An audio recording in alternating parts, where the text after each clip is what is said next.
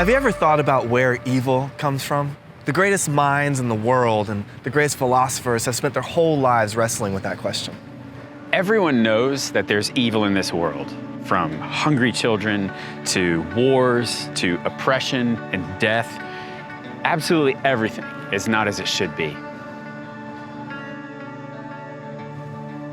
We all wish that things could be different, that somehow evil could even be eradicated, and yet the human dilemma is that it's still here. Yeah, it's hard to admit that even though we want the world to be different, we struggle to change even the little things about ourselves that aren't right.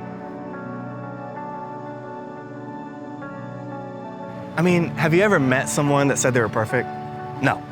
No one actually believes that. I mean, maybe someone who's clinically insane or at least insufferable to be around.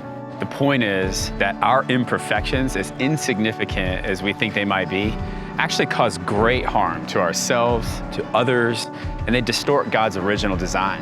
Yeah, that's a serious, serious problem.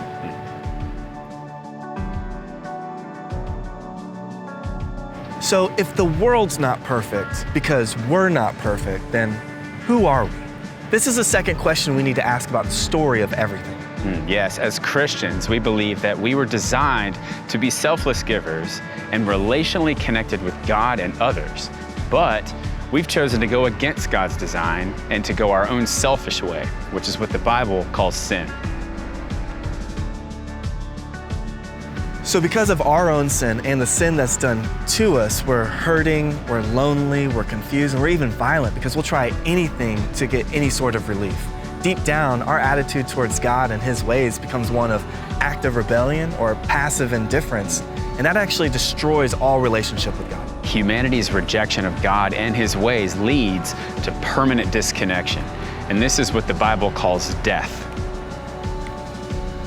So why does sin require death? Well, it's because the author wants his story to end with the permanent removal of all evil.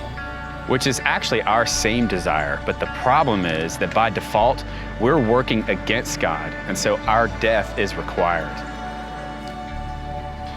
So the most important question we could ever ask is this: in light of who we are, is there any way we could ever know God personally?